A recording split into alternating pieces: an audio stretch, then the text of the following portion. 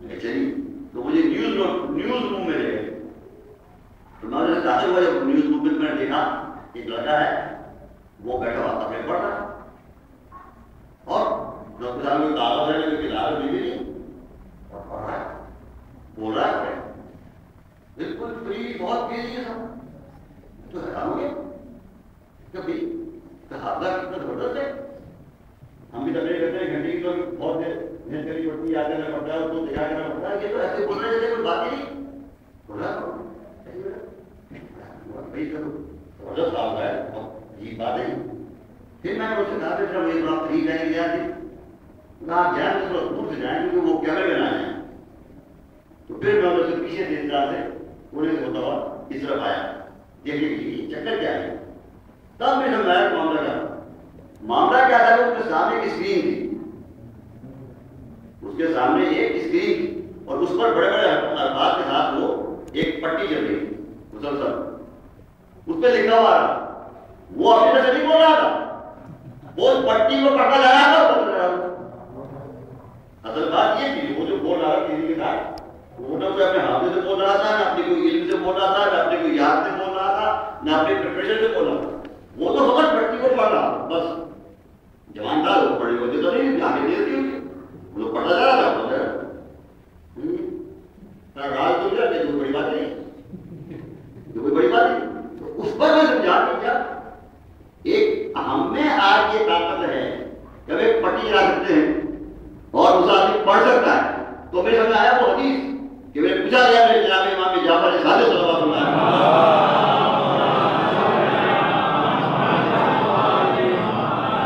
آپ نے حدیث بیان, آپ نے تصویر بیان کی قرآن نہیں کی, ایک آدمی پڑھا ہو اس جگہ حضرت رسول تصویر کا آپ نے بیان کیے کہ اپنے خیال سے بیان کیا, اپنے خیال سے بیان کی, تو آپ کا چہرہ سرخ ہو گیا. اگر میں ہم کوئی بات اپنی رائے سے بیان نہیں, ہم کوئی بات اپنی مرضی سے بیان نہیں اور کیسے بیان کرتے. اب یہ یہاں میں آئے گی یہ مثال کہ آپ نے بتایا ہماری نگاہ قلب رسول پر ہوگی, ہم قلب رسول کو پڑھتے جاتے ہیں اور بیان کرتے جاتے ہیں.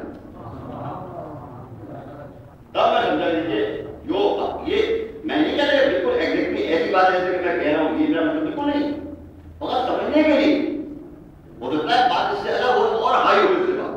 لیکن اب تک جو ہمارے پاس سائنس کی بات آئی ہیں تو ہم یہ سمجھ سکتے ہیں کہ یہ ممکن ہے کہ ایک آدمی دوسرا جو اپنے بیان لکھ کے لایا ہے وہ خبریں وہاں پیش کر رہا ہے, اسکرین کے اوپر دوسرا آدمی پڑھتا جا رہا ہے, بیان کر رہا ہے. تو اگر آج ہمارا نیوز کاسٹر جو ہے وہ یہ کر سکتا ہے تو امام کا مقام کو ہٹا کے خلیفہ کا مقام ہوتا ہے.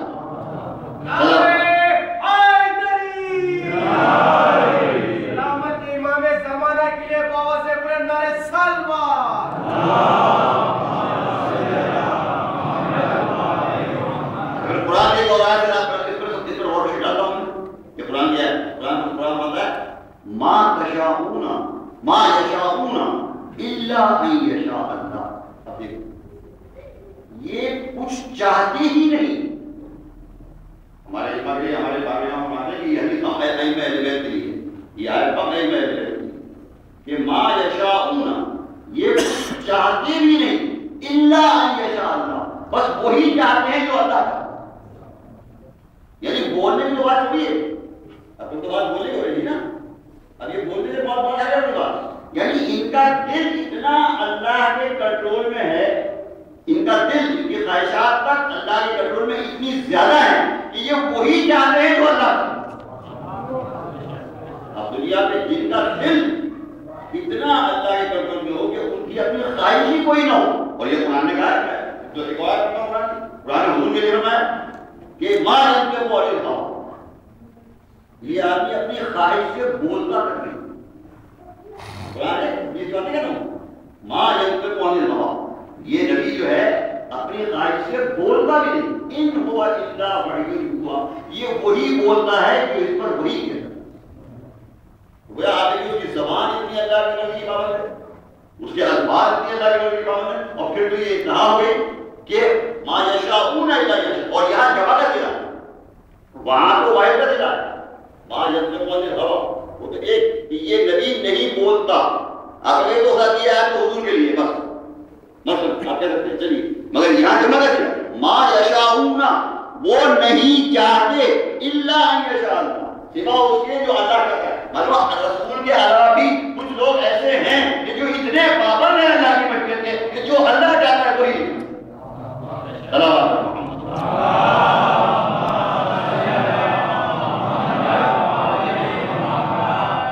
تو اب شاید اندازہ ہو گیا ہوگا آپ کو کہ جو امام ہدایت کرتا ہے ہمارا وہ کس طرح ہدایت اس کو امر الہی ملتا ہے.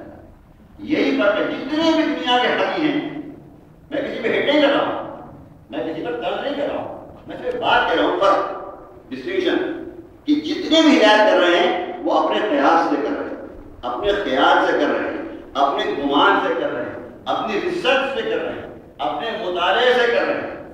لیکن امام جو ہے یہدون بامرنا وہ اللہ کے امر سے ہے, وہ اللہ کے حکم سے ہے. اگر فرق کیا ہے؟ یہ فرق دو فرق ہے. ایک فرق یہ ہو جائے گا کہ جو اللہ کے امر سے ہدایت کر رہا ہے تو وہاں اختلاف نہیں.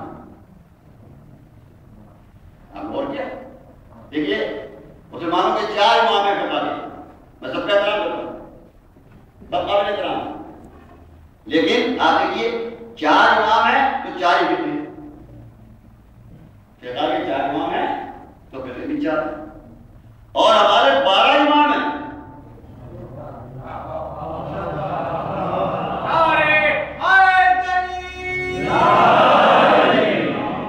یہاں 12 امام ہیں, فقہ بھی ایک, حدیث بھی ایک, تفسیر بھی ایک, عقائد بھی ایک, عمل بھی. یہ بات ہے نا, آپ دیکھتے 4 ہیں تو 4 کرے گا مجھے, تو 12 ہے تو 12 ہی تو 10 چیزیں بن جاتی, 10 تفسیریں بن جاتی, 10 حدیثیں بن جاتی, 10 عقائد بن جاتے, 10 عوام نہیں 12 ہیں. مگر عقیدہ بھی ایک ہے, حدیثیں بھی ایک ہیں, فقہ بھی ایک ہے, تفسیر بھی ایک ہے, عقائد بھی ایک ہے, عمل بھی. وجہ یہ ہے کہ وہ جو 4 ہیں محترم, وہ جو اپنی فقہ بیان کر رہے ہیں وہ اپنے قیاس سے بیان کر رہے ہیں, ہر ایک اپنے ریسرچ سے بیان کر رہا ہے, ہر ایک اپنی تحقیق سے بات کر رہا ہے. میں اس سے بات کر رہا ہوں, صحیح ہے میں اس سے بات کر رہا ہوں, میں سے بے اور میتھڈ بتا رہا ہوں, میتھڈ کا جو فرق ہے وہ سب اپنی جو بیان کر رہے ہیں فتوے وہ اپنی فکر سے بیان کر رہے ہیں. اس لیے ایک کی فکر یہ کہہ رہی ہے, دوسرے کی فکر یہ کہہ رہی ہے, تیسرے کی فکر یہ کہہ رہی ہے, چوتھے کی فکر یہ کہہ رہی ہے, خلاف ہو گیا. لیکن ہمارے جو 12 کے 12 ہیں وہ میں سے کوئی بھی اپنی فکر سے بیان نہیں کر رہا. یہدون بامرنا, ہر شخص امر الہی سے بیان کر رہا ہے.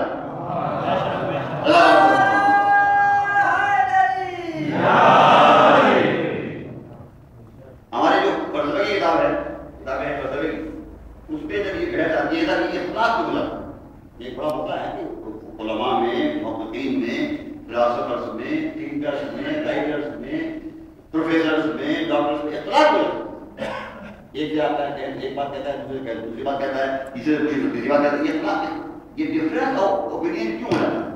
تو فلسفے کی کتابوں میں ایک مثال دی گئی ہے یہ کیوں ہے.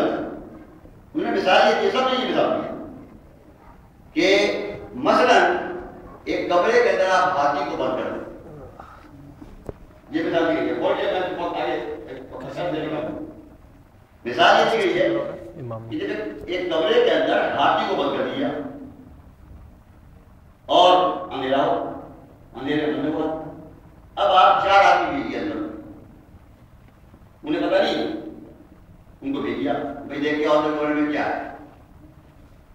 اب وہ 4 منٹ آئے, اندھیرا دودھ آئے گا, اب انہیں ہاتھ چلائے کٹورا, تو کسی کے ہاتھ میں ہاتھی کا پیر آ گیا, کسی کے ہاتھ میں ہاتھی کی سوٹ آ گئی, کسی کے ہاتھ میں ہاتھی کی دم آ گئی, کسی کے ہاتھ میں ہاتھی کا پیٹ آ گیا, جس کے ہاتھ لگا ہاتھی کا پیر تو اس نے لکھا کہ یہاں یہ کمرے میں پلر ہے, پلر, یہ پلر ہے, بڑے بڑے پلر. جس کے ہاتھ لگی سون اس نے لکھا کہ کمرے کہتے ہیں پائپ, یہ لکھا یہ پائپ, پائپ. جس کے ہاتھ لگی تم ان کا اس پہ رسیاں ہیں, رسی ہے. کسی کے ہاتھ لگا پیٹ اس نے لکھا کہ جی یہاں بہت بڑا ایک وہ بول ہے، کوئی بہت بڑا ڈرم ہے، وہ دیکھیے اور آ کے بیان دے دیا، آپ دیکھ رہے ہیں اتنا ہو گیا، اتنا ہو گیا، چاروں بات صحیح کر رہے ہیں، غلط کوئی نہیں کر رہا، دیکھیے آپ، لیکن اب چار رائے بنی کیونکہ وہ اندھیرے میں گئے ٹٹولا، کوئی جھوٹ نہیں بول رہا ہے، کوئی بےایمانی نہیں کر رہا ہے، معاذ اللہ ہر ایک ایمانداری سے لکھ رہا ہے اپنی بات کی، بھائی جب پرچہ دیا ہو تو بھائی لکھو، آپ نے کیا دیکھا ہو یہ لکھ دیا، جو اس نے دیکھا لکھ، اب کیونکہ چیز تو ایک ہی تھی، اب وہ لکھتے ہی ہیں خاص پر کہ چیز تو ایک ہی تھی، کیونکہ کسی نے ایک چیز کو دیکھا، کسی نے دوسری چیز کو دیکھا، کسی نے تیسرے اینگل سے دیکھا، کسی کا ہاتھ کہیں لگا، کسی کا ہاتھ کہیں پہنچا، جو جس نے جہاں تک اس کا ہاتھ پہنچا ہے نظر پہنچی وہاں اس کو دیکھا ہوتا ہے، اس لیے اس لیے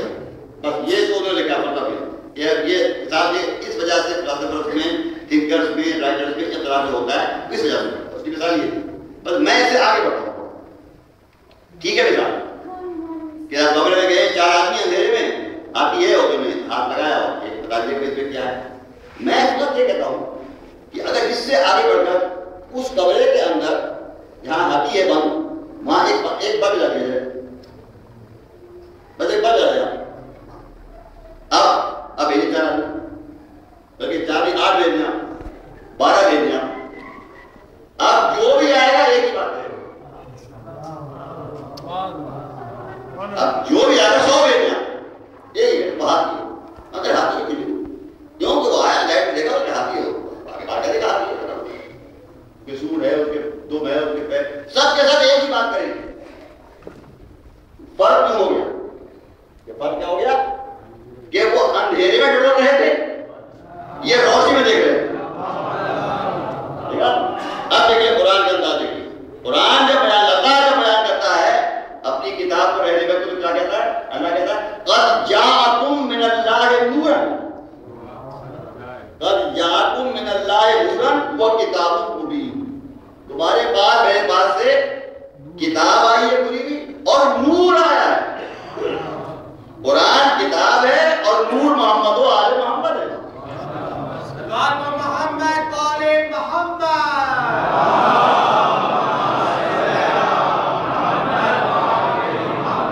یعنی فقط کتاب ہی نہیں ہے، میں نور بھی بھیجا، روشنی بھی بھیجی ہے، بلب بھی بھیجا ہے، اب جب بلب ہوگا تو اختلاف نہیں ہوگا، کیونکہ وہ جو دیکھ رہا ہے وہ بلب میں دیکھ رہا ہے، اللہ کے نور سے دیکھ رہا ہے، ارے جب بلب میں دیکھنے سے غلطی نہیں ہوتی تو جو اللہ کے نور سے دیکھ رہا ہوگا وہ کیسے غلطی کرے گا؟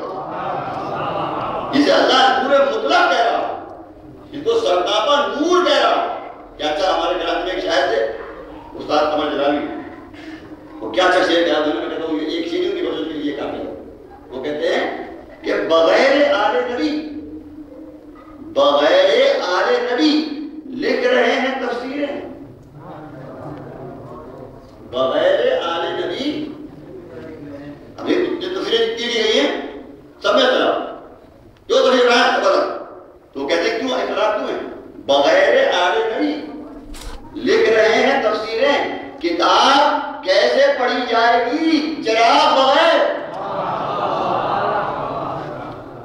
کتاب کیسے پڑھی جائے گی چراغ بغیر، آپ قرآن جو پڑھیں گے بغیر چراغ، وہی بات ہوگی ادھر اندھیرے میں ہاتھ لگا کر رہے ہیں، کبھی آپ کے بارے سے ضرورت ہے، اس لیے اللہ نے فرمایا کہ ہم نے کتاب بھی بھیجی اور نور بھی بھیجی، اور اس لیے فرماتے ہیں اب اس کا دوسرا فائدہ کیا ہوگا کہ جب نور ہوگا، روشنی ہوگی اللہ کی، تو پھر حقیقت بالکل واضح ہو جائے گی، غلطی نہیں ہوگی، لیکن اب مجھے 4 آدمی آئے تھے ان کی غلطی ہوئی نا، آپ کو نہیں پتا کہ لیکن جب روشنی ہوگی تو غلطی ہوئی، جہاں نور ہوگا وہاں غلطی نہیں ہوگی، یہ فرماتے ہیں جناب امام جعفر صادق صلوات اللہ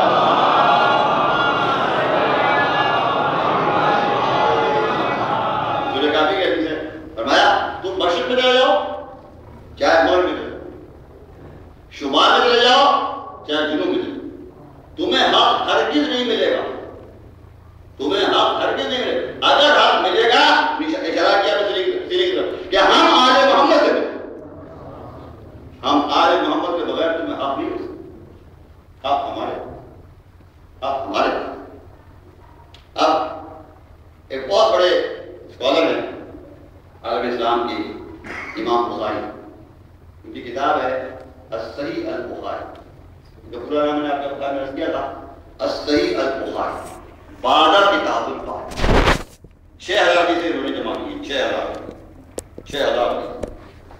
ان کے بارے میں سب نے لکھا ہے. کبھی جائے کہ یہ واقعی بڑی جب پڑھیں آپ کو تو حیرت ہوتی ہے ان کی محنت کو. بیان ریسرچ کیا تھا ان کا بیان ریسرچ یہ تھا کہ مثلا انہوں نے آپ نے ان سے بیان کی کوئی حدیث کہ حضور نے یہ بیان کرا، کسی نے بیان کیا تو وہ سب یہ پوچھیں گے، لکھ دیں گے پہلے، پھر پوچھیں گے آپ سے کس نے بیان کیا یہ حدیث، آپ سے کس نے بیان کیا؟ آپ کہیں گے مجھ سے تو فلاں صاحب نے بیان کیے، وہ بصرے میں رہتے ہیں. اچھا نام لیا ان کا اور چلے بیٹھے. آپ جا رہے ہیں وہ بصرے پہنچے. اب بصرے میں جا کے شہر اتنے بڑے ہوتے نہیں تھے، تو انہوں نے پوچھا بھائی یہ صاحب جو ہے یہ کہاں رہتے ہیں؟ کئی آدمی نے پوچھا جا کر وہ یہ کہاں تھا کہ فلاں صاحب پڑھ رہے ہیں. جب معلوم ہو گیا تو ملے گا نہیں، ابھی جا کے ان سے ملے گا نہیں. اب ان کے بارے میں لوگوں سے انکوائری کریں اور چھپ کر ان کو دیکھیں گے یہ کرتے کیا ہے، کیا ان کا طریقہ کار ہے. صبح سے ان کے پیچھے رہیں گے، شام تک دیکھتے رہیں گے بھائی یہ کس ٹائپ کا آدمی ہے، کس سے ملتا ہے، کیا باتیں کرتا ہے، کیسا کیا کام کرتا ہے، کاروبار کیا کرتا ہے، کاروبار کیسا کرتا ہے. اب اس کو دیکھتے رہیں گے 4 5 6 دن تک وہ اس کو دیکھتے رہیں گے، چپ کے لوگ اس کو کریں گے. پھر جب وہ اطمینان ہو جائے گا اس پر کہ ہاں بھائی یہ آدمی، اگر لوگوں نے بتایا نہیں آدمی صحیح نہیں ہے، یہ آدمی جھوٹا ہے، صحیح نہیں ہے، کوئی ڈرائیور نہیں، وہ حدیث کاٹ دیں گے ہم. اگر ان کو ہوا کہ نہیں بھائی ہاں نہیں کچھ آدمی قابل ہے اس سے ملا جائے تو پھر وہ اس سے ملیں گے. کہیں گے صاحب وہ مجھے فلاں صاحب نے بتایا ہے، نام مجھے کر وہ بصرے میں ہیں، انہوں نے مجھے بتایا کہ آپ نے ان سے یہ حدیث بیان کی. ہاں میں نے یہ ان کا بیان کیا. کیا حدیث وہ ہے؟ اب پھر ان سے لکھی الفاظ ان سے انہوں نے بیان وہ بیان کی. اچھا آپ نے کسے بیان کرنا، آپ کو کسے سنائی ہے حدیث؟ وہ کہا ہاں مجھے تو فلاں صاحب نے سنائی ہے اور وہ مدینے میں رہتے، ان کا نام. اچھا بس ہو گئے بیٹھے ہیں اور وہ پھر وہ وہاں سے بصرے سے آئے مدینے. آپ کو کسی پھر ان آدمی کا نام معلوم کیا، پھر ان آدمی کے پاس گئے، پھر ان آدمی کے بارے میں معلوم کیا، پھر ان کو چیک کیا کہ کئی دن تک یعنی تحقیق کی. جب کچھ ان کو اعتبار ہوا کہ نہیں بھائی آدمی صحیح ہے تو پھر اسے جا کے پوچھا، پھر اسے پوچھا آپ پھر وہ نہیں لکھا اس کو بیان کیا اس کو لکھا الفاظ لکھا، پھر اسے پوچھا آپ نے کیسے بیان کیا. اب وہ اس پر اس طرح سے انہوں نے زندگی بھر کبھی کوفے، کبھی بصرے، کبھی مدینے، کبھی مکے، کبھی شام، ایک ایک حدیث کے لیے انہوں نے جب پورا آخر تک معلوم ہو گیا کہ صاحب یہ فلاں نے بیان کی ہے، اس کا چین یہ ہے اور تصدیق بھی ہوگی، سب نے ایک ہی بات بیان کی، الفاظ بھی سب کے ایک تھے بالکل، تب جا کے ان کو یقین ہوا کہ یہ حدیث جو ہے یہ صحیح. تب انہوں نے لکھی کتاب. اس نے واقعہ لکھا بڑا انٹرسٹنگ، اس میں لکھا ہوا ہے کہ صاحب ایک دفعہ وہ ایک صاحب کے پاس گئے جن کو بتایا گیا تھا کہ انہوں نے حدیث بیان کی، اس حدیث کی تلاش میں گئے تو دیکھا کہ وہ صاحب جو تھے وہ ایک گھوڑا ان کے ساتھ تھا، وہ گھوڑا چلتا نہیں تھا، وہ کھینچتے تھے گھوڑے کو، چلتا نہیں تھا.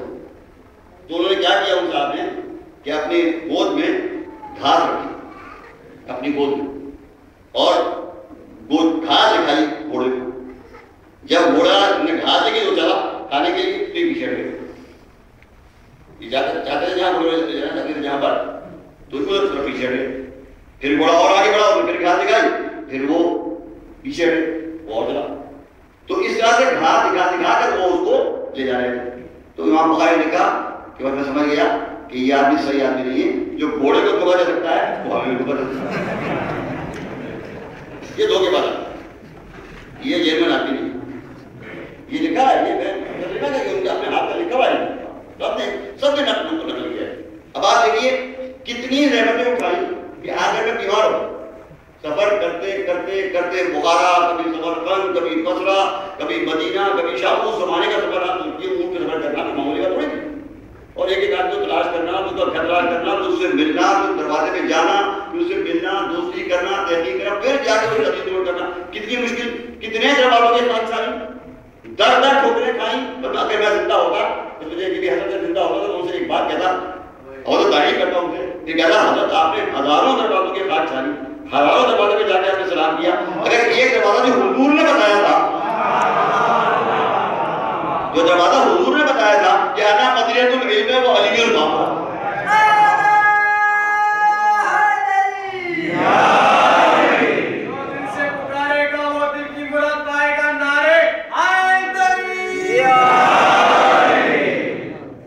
ہزاروں دروازوں کے ساتھ چھالی، اس دروازے پہ نہیں گئے جس دروازے کو رسول نے بتایا تھا کہ انا مدینۃ العلم و علی الباب، جو اتنا ریلائبل دروازہ تھا. ترمذی شریف کے اندر حدیث یہ ہے کہ حضور جب بھی نماز کے لیے نکلتے تھے تو پہلے در فاطمہ پہ آتے، علی کے دروازے پہ آتے اور کہتے تھے السلام علیکم یا اہل بیت الرسول نبوہ، سلام ہو تم پر اہل بیت نبوت. پھر اس کے بعد آیت پڑھتے تھے انما یرید اللہ لیذھب عنکم الرجس اہل البیت، اے اہل بیت اللہ نے ارادہ کر لیا ہے کہ تمہیں ہر قسم کی گندگی سے پاک رکھے. دیکھیے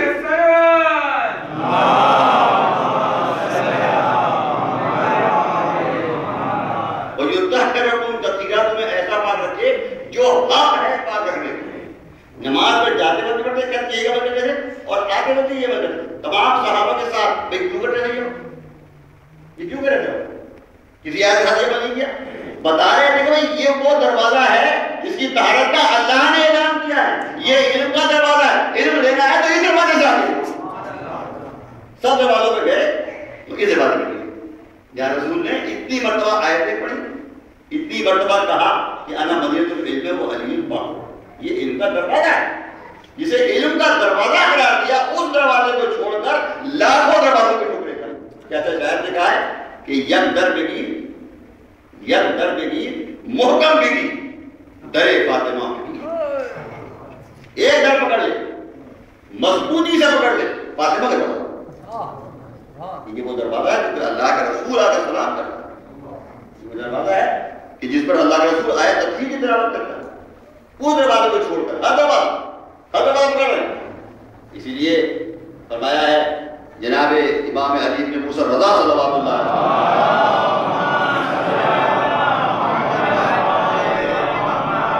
فرماتے ہیں لا الہ الا اللہ حسنی.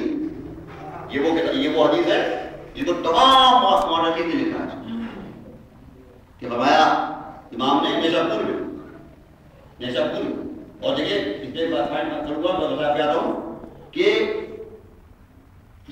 کم سے کم جو روایت میں ہے کہ 3000 علماء لکھ رہے ہیں، لکھنے کے لیے دعوت قلم لے کے آئے ہیں 3000.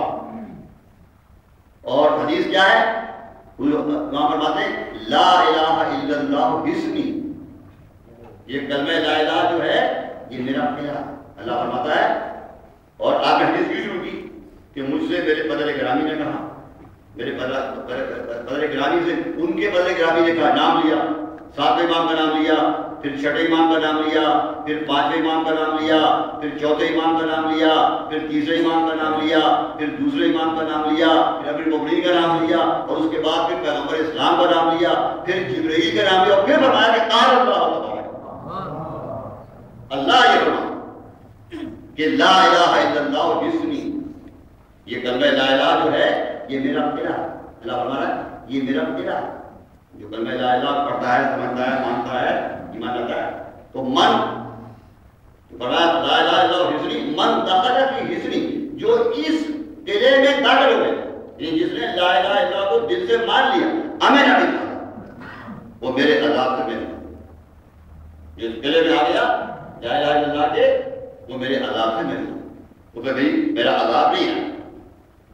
اس کے بعد آیا ولیکن بشرطھا وشروطھا، مگر اس میں کچھ شرطیں ہیں، اس کی کچھ شرائط بھی ہیں. اور آخری بات یہ فرمایا وہ انا من شروطھا، اور میں بھی ان کی کہ مجھے بھی ماننا ضروری ہے. بڑے بڑے بزرگان دین ہوئے ہیں, میں سب کو سلام کرتا ہوں, سب کا احترام کرتا ہوں, مگر آج تک کسی مائی کے ذات کی یہ مجال نہیں ہو سکی کہ وہ یہ کہہ سکے کہ میں شرط لا الہ ہوں, میں لا الہ کی شرط آنا میری شروع ہے, اور میں بھی ان شرطوں میں سے ایک شرط. اب اس میں جو بات سننے کے لیے وہ یہ ہے کہ 3000 تو کم سے کم, اور دوسری بات ہے 5000 علماء نے اس حدیث کو لکھا. آپ سوچیے, ظاہر ہے نیشا پور تو اس زمانے میں عام شہر تھا, بہت بڑا شہر تھا, کراچی بڑا شہر تھا. اب وہاں پر کوئی ایک طبقے کے علماء تھوڑی تھے. اگر آج بھی آپ جائیں نیشا پور تو آج بھی آپ کو ہمارے مطلب کے 3000 علماء نہیں ملیں گے, آج بھی نہیں ملیں گے. جڑے میں گیا ہوں کہتے کیا تو 3000 جو علماء بیٹھے ہوئے تھے وہ کیا ہمارے مطلب کے بیٹھے تھے؟ عالم اسلام کے مسلمان تھے, مسلمان تمام عالم اسلام کے علماء تھے, وہ سب لکھ رہے تھے. اور آپ پڑھیں اپنے خلاف روایت پڑھیں, کسی کی مجال نہیں ہوئی کہ کھڑے ہو کر یہ کہتا کہ حضور آپ کیا فرما رہے ہیں, یا کیا فرما رہے ہیں کہ آپ شرط لا الہ, آپ کے بغیر لا الہ قبول نہیں. کسی کی ہمت نہیں ہوئی, کسی کا مجال نہیں نکلا. پھر اس کا مطلب یہ ہوا کہ تمام مسلمان اس وقت یہ مانتے تھے کہ آج محمد شرط لا الہ.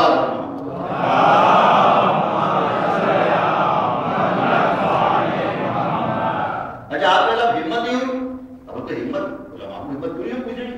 ابھی آپ کیسے بیان بنا رہے ہیں, ہمیں تو آپ کو سنا رہی, ہمیں تو ایمان بتائیے حدیث, کچھ تو کہتے ہو بعد میں کہتے.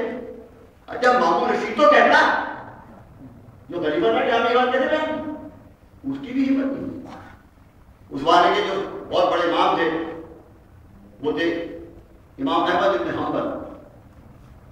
یہ سب کے امام ہے امام احمد بن حنبل.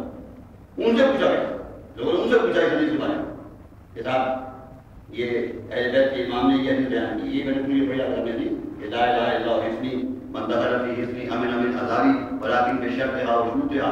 یہ حدیث پڑھی امام احمد بن حنبل کے نام, اور پوری حدیث بیان کی. انہوں نے جب امام بیان کی دوسرے میرے فضل گرامی نے بیان کیا, ان کے فضل گرامی نام لے کر تمام اماموں کے نام لے کر انہوں نے بیان کیا. سب امام احمد بن حنبل نے بیان کی. تو جس وقت یہ حدیث بیان کی امام احمد بن حنبل کے سامنے ان سے پوچھا گیا کہ آپ فرمائیں آپ کیا کہتے ہیں حدیث کے بارے میں. عالم اسلام کے امام ہیں حنبلی, جن کو آج مانتے ہیں ہم ان کے ماننے والے حنبلی. امام احمد بن حنبل نے کہا کہ ارے اس حدیث کے بارے میں کیا کہہ سکتا ہوں, اس حدیث کا کون انکار کر سکتا ہے, اس حدیث کا کون انکار کر سکتا ہے, میں کیا کہہ سکتا ہوں. یہ حدیث جس سلسلے سے آئی ہے, جو راوی ہے اس کے سلسلے والے, انہوں نے کہا امام کے بعد امام احمد بن حنبل کے کہ یہ تو سلسلہ الذہب ہے, یہ تو سنہری سلسلہ ہے, اس سے معتبر تو کوئی سلسلہ ہو ہی نہیں سکتا. اس سلسلے سے یہ حدیث بیان کیا ہے, دیکھا وہ تک مان رہے ہیں کہ نہیں یہ شرط لا. اور ایک حدیث راسنا کو رسول کافی فرماتے ہیں جناب امام جعفر صادق صلی اللہ علیہ وسلم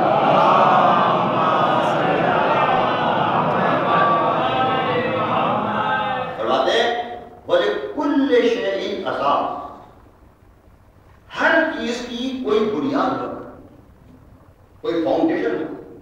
یہ بلڈنگ میں بیٹھے ہوئے کوئی فاؤنڈیشن ہے, ہر بات کی کوئی فاؤنڈیشن ہوگی. وَلِكُلِّ شَيْءٍ أَسَاسٌ, ہر چیز کی کوئی بنیاد. فرماتے ہیں وہ اساس الاسلام, اور اسلام کی بنیاد کیا ہے, حبنا اہل البیت.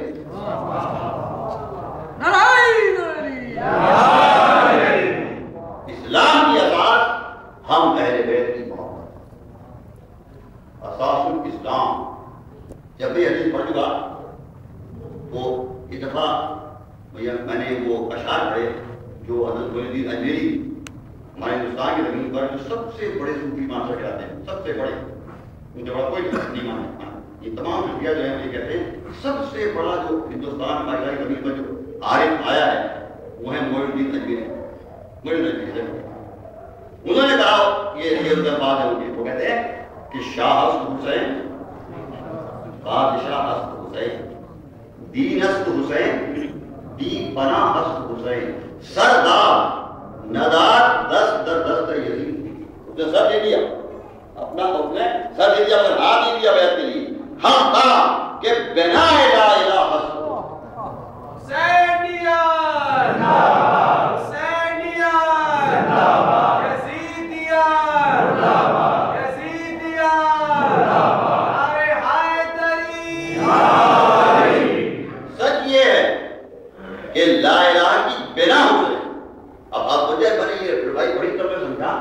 یہ مجھے نبی رحمۃ اللہ علیہ علوم آل محمد سے کتنے وقت کتنا بڑا عالم ہے.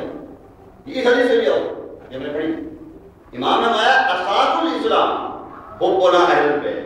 اسلام کی بنیاد ہم اہل بیت کی محبت. امام نے مان کیا جب اساس اور فارسی میں جس لفظ جس کو اساس کہتے ہیں بنیاد فارسی میں کہتے ہیں بنا. یعنی مجھے نے ترجمہ کیا ہے امام کے طور پر. اب یہ بات کو نہیں بیان کیا امام نے کہا تھا اساس الاسلام اسلام کی اساس جڑ بنیاد انہوں نے فارسی میں کہہ دیا حقات بنا لا الہ. یہ جو اساس کا ترجمہ کیا ہے بنا یہ بالکل امام کے طور پر نقل کیا حقات بنا لا الہ. یہ لا الہ کی بنیاد ہے لا الہ کی جڑ ہے بنیاد ہے. یہ کیا کہتا ہوں میں کہ انہوں نے میری نے جب آپ مجھے صوفیہ نے بلایا تھا آپ نے جلسے میں تو وہاں میں نے بات پڑھی تھی بڑے صوفیہ بڑے خوش ہوئے تھے تو میں نے خطبہ پڑھی تھی میں نے کہ دیکھیے بزرگ پیری نے حسین کے لیے کہا کہ دین است حسین. حسین دین ہے پورا دین حسین. یہ دیکھیں کتنا بڑا عارف ہے وہ کہہ رہا میں نہیں کہہ رہا کتنا بڑا عارف ہے کہ دین است حسین پورا دین جو ہے وہ حسین. اور رسول نے کیا کہا رسول نے کہا برز علی کے لیے کہا برز الایمان و کلو.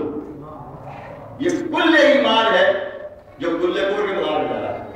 تو علی تو کل ایمان ہے اور حسین کل دین ہے.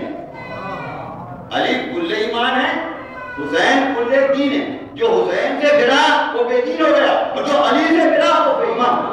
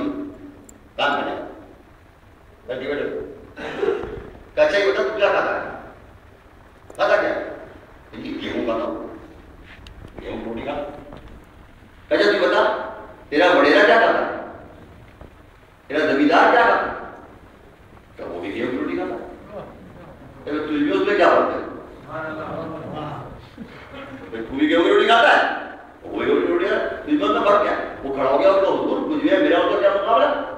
وہ مالک ہے، میں غلام ہوں، وہ دیتا ہے تو میں کھاتا ہوں۔ خبر یہی فرق ہے مجھ اور علی میں، یہی فرق ہے مجھ اور علی میں۔ علی مالک ولایت ہے، میں غلام علی ہوں۔ علی ولایت بانٹتا ہے تو ہم ولی بنتے ہیں۔ صلوات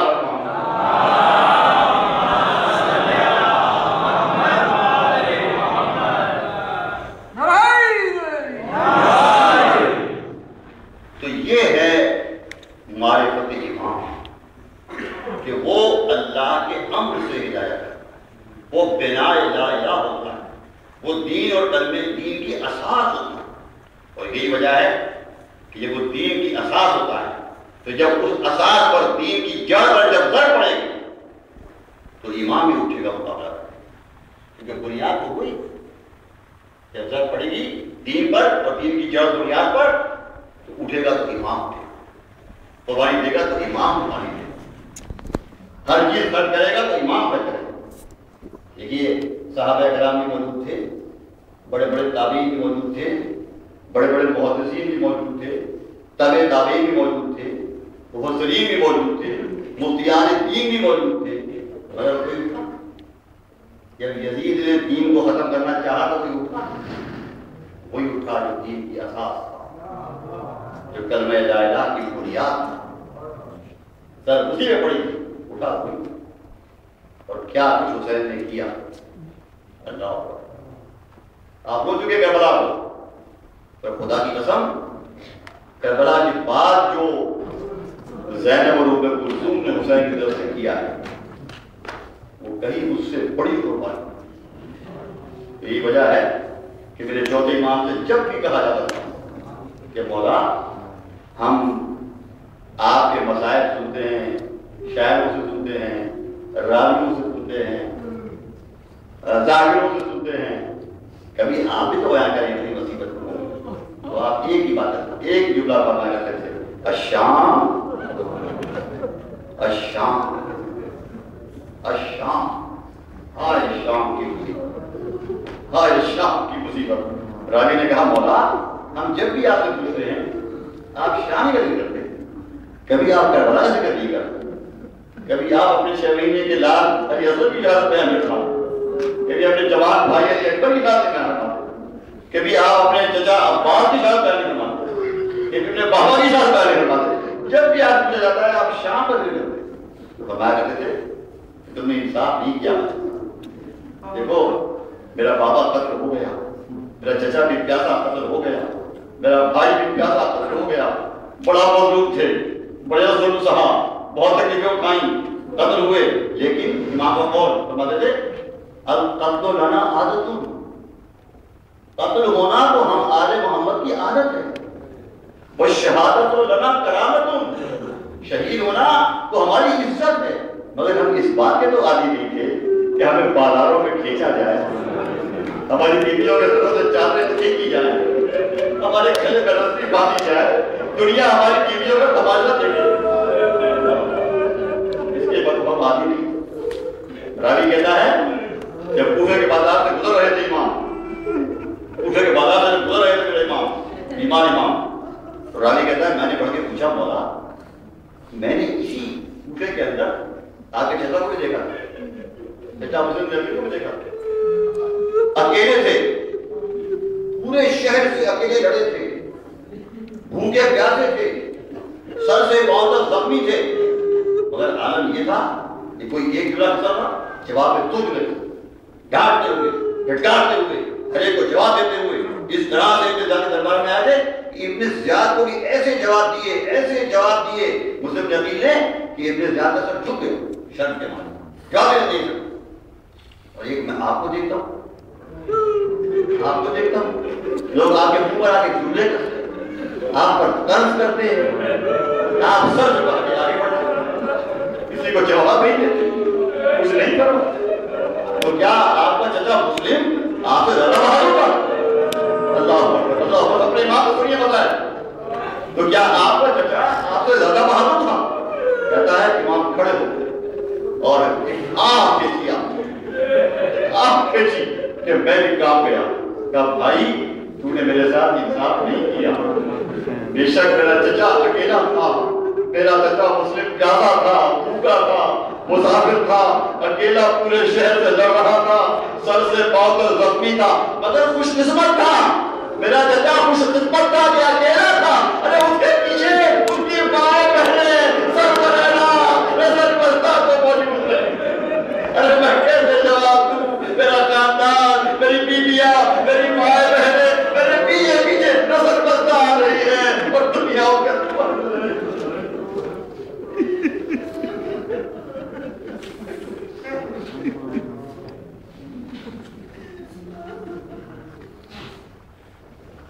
ألا لعنة الله على القوم الظالمين فسيعلم الذين ظلموا على محمد أي منقلب ينقلبون۔ اور الہا ان گناہگار ہاتھوں کو نہ دیکھ، ان سیاہکار زبانوں کو نہ دیکھ، ان واسطوں کو دیکھ جن واسطوں سے ہم دعا کرتے ہیں۔ واسطہ تیری ذات والا صفات کا واسطہ، تیری عظمتوں کا واسطہ، تیری کرامتوں کا واسطہ، تیری شرافتوں کا واسطہ، تیری مغفرتوں کا واسطہ، تیری رحمتوں کا واسطہ، تیری قدرتوں کا واسطہ، تیری تمام آیتوں کا واسطہ، تیرے تمام اسماء اعظم کا واسطہ، تیری تمام صفات کلیہ کا واسطہ، تیری شان رحمانیت، شان رحیمیت کا واسطہ، تیری شان کبریائی کا واسطہ، اور واسطہ محمد و آل محمد کا واسطہ، فاطمہ اولاد فاطمہ کا واسطہ، حسین اور اولاد حسین کا واسطہ، زینب اور ام کلثوم کا واسطہ، سکینہ اور رقیہ کا واسطہ۔ ہماری تمام دعاؤں کو قبول فرما، ہماری تمام پریشانیوں کو دور فرما، ہمارے تمام مسائل حل فرما، ہمارے تمام زندوں پر رحم فرما، ہمارے تمام مردوں کی مغفرت فرما، ہماری جان مال عزت آبرو نسلوں اولادوں اور دین و ایمان کی حفاظت فرما، ہمارے تمام دشمنوں حاسدوں دہشت گردوں کو نیست و نابود کر، ان کی تمام جمعیتوں کو درہم و برہم کر، ان کے تمام منصوبوں کو خاک میں ملا دے، ان کی کمر کو توڑ کر رکھ دے، ان کو ہمارے سامنے بے بس کر دے، ان کو مزید مہلتیں نہ عطا فرما اور ان کو اپنے عذاب و لعنتوں کا نشانہ بنا دے۔ ہمارے زمانے کے امام کے ظہور میں ان کی خوشیوں میں جلدی فرما، ہم سب کو ان کے ساتھیوں مددگاروں انتظار کرنے والوں میں شامل فرما، ان کی وجہ سے ہماری تمام دعائیں قبول فرما، ان کی وجہ سے ہماری تمام پریشانیاں دور فرما، ان کی وجہ سے ہمارے تمام مسائل حل فرما، ان کی وجہ سے ہمارے تمام اگلے پچھلے گناہوں کو معاف فرما، ہمارے ماں باپ کی خطاؤں کو معاف فرما، اور آپ معاف فرمائیں اپنی دعائیں، آپ کی دعائیں سب قبول ہوں گی انشاءاللہ۔ یہ پورے دعا کا وقت ہے، اپنی اپنی دعائیں فرمائیں۔ اور الہ جو لوگ جو دعائیں مانگ رہے ہیں حاضرین بدر میں، جو لوگ جہاں جہاں بھی بیٹھے ہیں دعائیں مانگ رہے ہیں، آنکھوں میں آنسو ہے، غم حسین پر آنسو بہائیں، پر الہ ان سب کی دعاؤں کو سن لے، ان سب کی دعاؤں کو قبول فرما، کہ حاجتوں کو پورا فرما، ہمارے تمام ناقص اعمال اپنی بارگاہ میں قبول فرما، ہماری مجلسوں کو قبول فرما، ہمارے ماتموں کو قبول فرما، ہمیں دنیا میں بھی محمد و آل محمد سے محبت کرنے والوں میں شامل فرما، اور آخرت میں محمد و آل محمد کی پیروی کرنے والوں کے ساتھ محشور فرما۔ ربنا تقبل منا انک انت السمیع العلیم، ربنا آتنا فی الدنیا حسنۃ وفی الآخرۃ حسنۃ وقنا عذاب النار وادخلنا الجنة مع الأبرار یا عزیز یا غفار بحق محمد وآلہ الأطہار برحمتک یا ارحم الراحمین۔ ماتم حسین۔